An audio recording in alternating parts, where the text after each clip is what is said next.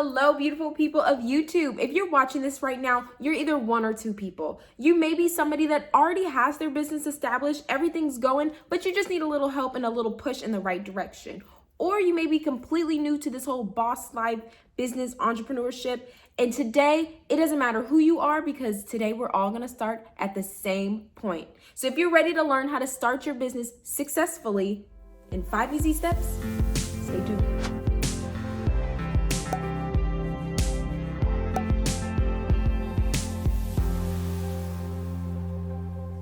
So how many people have ever been told, hey, before you start, don't forget to take out something to write on and write with? But when the video is over, you don't really have much that you've written down because you don't really understand what was going on. So in this video, I wanted to make it completely different from what you've seen. Now, of course, whenever you're watching videos like this, you always want to gather kind of like in an array of knowledge. So don't use this as the only video to figure out how to start your business, but definitely use this as one because I'm going to help you. So instead of writing something down, I'm actually going to have a free business guide for you. So that way you can just print it out and you can just follow along with me. How does that sound? I know it sounds good. Okay, that business guide can actually be found down below in the description. It's gonna be a link right there. Click on it. You can either download it or pull it up on the side of you while you watch this video. So that way it's kind of going with each other and it'll be easier to kind of understand and get it. Now, another thing I wanna point out, kind of a disclaimer, I wanted to make sure this video was very informative. However, I didn't wanna bore y'all to death with things that could be explained in the business guide. So some of the things that I go over today are also gonna be in the business guide. Some things that I don't say will be in that business guide. I want you to download this because this is seriously the help that I never had. And so I want to give that to y'all. Today, we're all going to be successful. Whoever is watching this video, we are going to lay hands on our business and we are just going to preach positivity over it and make sure that we get it done and get it done right. So without further ado, I promise, let's go ahead and hop into this video. Okay, so bringing it in with the first step of how to start your successful business is knowing the facts and doing the research. Now, we've all heard it before, right? But what does it exactly mean? So today, again, everybody is going to be on the same playing field. We're starting from scratch, whether you have a business or you just have an idea. It's totally fine. I'm going to leave this area kind of blank so that way I can post like the checkpoints of where we should be at and everything with our business guide that we have with us, okay? So again, everybody's same playing field, and we'll start off with 4 essential questions that we have to know in order to start our business. And the first thing is very obvious. Why do you want to start your business? So with that being said, that is pretty much laying the foundation. Let's pretend that we're building a house. That's laying the foundation to keep us strong, keep us plentiful, and keep people coming to us, right? So whenever we figure out why we want to start the business, jot that down because that's also going to help us with finding our mission statement, our vision statement, our niche, our market. So make sure you really pick your brain on that and figure out why you actually want to start a business. Think about Facebook, for example. Facebook just wanted to connect with people. They didn't think that they were gonna be a multi blah blah blah billionaire millionaire type of company. You know what I mean? So don't think that you have to start big. Start small. Actually ask yourself, because what we do today is going to be an evolving thing. It's not going to stay the same. I pinky promise you that. So this next question is something very important and also something very just like what do you mean? Because have you ever been in an interview and somebody's been like, so what makes you the best candidate for this position? And it's just like in your head, you're like, well, dang. You know what I mean? So I would definitely suggest for this question, giving it some really good thought, because you're going to want to make sure that whatever you're offering is something that somebody else cannot offer, whether it's experience, price, quality, anything like that. You're going to want to make sure you set yourself apart for the other people. Because if I'm looking at you, I'm trying to figure out, why should I spend my coin with you when I can spend my coin with that person? Especially if you're a new business, you're going to want to hit the ground running with what separates you from your competition. So with that being said, let's take it to something personal. Think about your phone, whatever phone you carry, iPhone game, but whatever phone you carry, think about Apple or Android. why did you choose Apple or why did you choose Android? And what were those things that kind of made you choose that one over the other? So really give that some thought, write it down, take your time. Remember, this doesn't have to be done in a day. This doesn't have to be done in 2 days. Give it some time, give it some thought, because again, this is your foundation. So once you finish those 2 questions, you're actually gonna have 2 more, and don't stress it, don't rush, it's totally fine. Just keep watching the video, keep following along so we can break down everything else. But once you finish those 4 initial questions, you're gonna wanna hop into your mission and vision statement. Now this is very, very imperative, especially for new businesses. Even if you're established, but you're still starting up, but you're established. If you know what I mean, you've been there. We're here. So with that being said, whenever I look into a new business, I want to see why they started, what do they stand for, and where do they see themselves going. So that's what your mission and your vision statement is going to be for. So within the guide that I offer, it's going to give you some examples from top companies, Nike, Disney, etc. What was their mission when they first started? What was their vision of where they wanted to go? And from there, I didn't want to stress y'all out too much or put like a big weight on your shoulder, because it doesn't have to be that hard. Just really think about, again, why you started and where you want to see yourself go. So with that being said, I actually added a website that you can use, that I use, and I loved it because it helped me make my mission and vision statement, so that way it seemed professional. Because whenever you're new, again, you want to be as professional as possible, and you want to have something that's called, a little word called a credibility. A credibility is pretty much going to be your trustworthy, your backbone, your honesty, everything that is going to make a customer feel comfortable with coming to you and not somebody that they've been going to or shopping with forever and ever. So once you have your mission and vision statement going and gone, let's go ahead and hop into the next thing. Alrighty, coming in on the board as number 2 to building that business and figuring out that next step, it is target audience. I have been guilty of messing this step up countless of times. I'm still perfecting it to this day. However, I'm gonna put it as simple as this. If you don't know who you're talking to, you don't know who you're selling to. And that's just facts. So now that we've actually laid the little foundation that we have with our business, now we need to start inviting people in. And that's our audience, that's our customers, that's our clients, that's everybody who we think that is gonna enjoy what we do, what we give out, and what we promote. With target audience, it goes beyond just looking for a customer that's in this age range, that likes this, that likes that. It's actually figuring out the demographics of who you can serve and who you will serve. Go ahead and look at your target audience sheet, because at this point, we're about to stalk our customer, our potential customer, FBI style, and we don't really care. But all seriousness, we're trying to figure out who our business caters to, what age group do they actually fall in line with, what location do they live in, what area do they frequent, what income do they make, and how much money do they actually plan on spending with certain businesses. We're even going to go as deep as figuring out what social media platform do they most frequent, so that way when we're posting, we know where to post and we know how to post. So along this journey, I want to give you an example of what poor target audience creation can look like.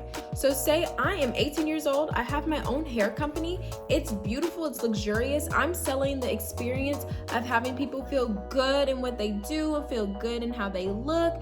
And then also my age group is from 18 to 95. So obviously that's a big drastic difference in the age gap, and that's very hypothetical, but I want to make it kind of extreme so you understand that having the right metrics and demographics really plays a part in it, because I don't know the last time I've personally seen a 95-year-old rocking some 32-inch beautiful Brazilian bundles. So really give that some thought and make sure that you're in the right area of where your target audience should be projected to. Once you kind of go through that and figure out the target audience, let's jump into the next thing, which is our competition analysis.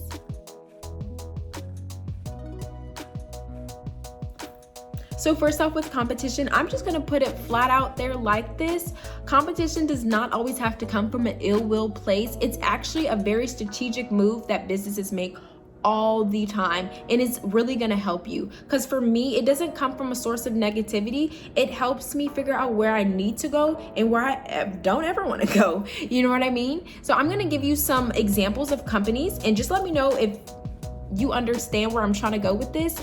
Do y'all remember Blockbuster, BlackBerry, Wet Seal, Charlotte Russe, all those companies, now granted, they all did not go out of business because they weren't aware of their competition. But I'm going to tell you one thing that's a really big factor of why they probably didn't supersede of where they wanted to go.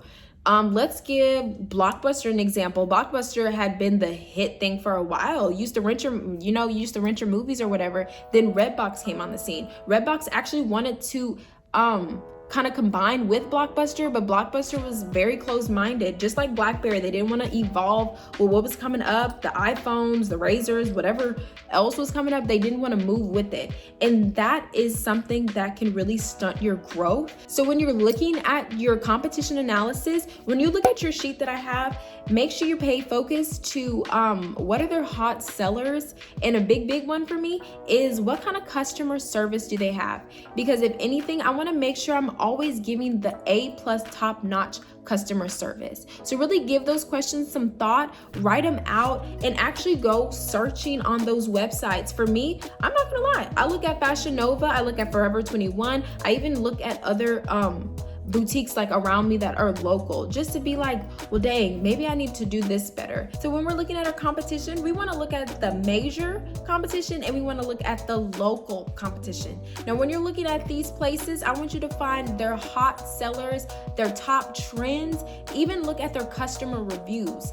Also, you want to pay attention to like maybe the different kind of problems they encounter and what are their resolutions, so you can figure out a good kind of like customer satisfaction rate to figure out how you can in turn kind of gauge that for your business. Another thing that you want to look at as well is if this is your competition, look at the price ranges that they have for similar items that you're selling. So that way, when I go to your site and I see how much that is, and I go to their site and I say, wow, that's a sale over there, or that's a deal over there, I'm 9 times out of 10 as a customer gonna pick over here because it's cheaper. Now, you wanna just really make sure that when you're pricing your items as well, that you use your quality as a big tool to figure out what prices you want. But that's kind of off tangent. But again, look at those prices, look at the price ranges, look at the different items they're selling opposed to what you'll be selling. So that way you can have some type of uniqueness. That's where that uniqueness comes in again, to figure out how are you gonna make your business stand out against the competition.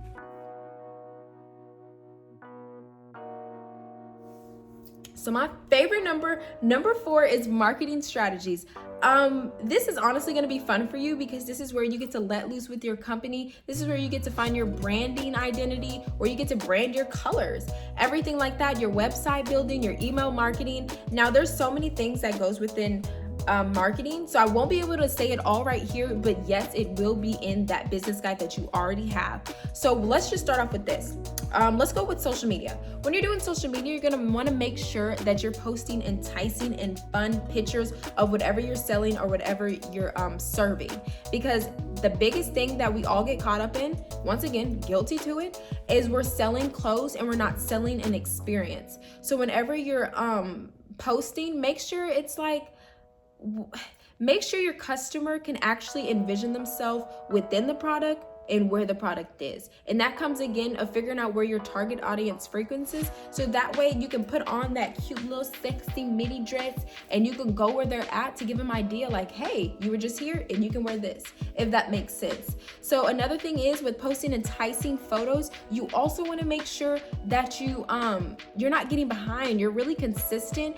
What I use is Planoly. You can also use Hootsuite or the other little posting apps that they have. And that's really helped a bunch because it allows me to create like 2 weeks in advance and I don't have to lift a finger after I create it. So try batch posting and use the app. There's always a free trial. I use Planoly. Again, all this is going to be on the business template. Now with posting those enticing photos, you can't forget the most important step, and that is having a bomb caption. Because if you don't have a caption that's like worthwhile, then 9 times out of 10, you're going to see the person just You know what I mean? So make sure the caption always has some type of call of action. A call to action could be, hey y'all, today this is how my day went, in an emoji. Just put the emoji and then ask other people, drop the emoji of what you think your day is going like. Like little fun stuff like that. It's really kind of corny, but you'd be surprised of how many people are going to engage with you just because they're going through social media. And what is social media about? Socializing. So try using call to actions. In my business guide, I'm going to have some examples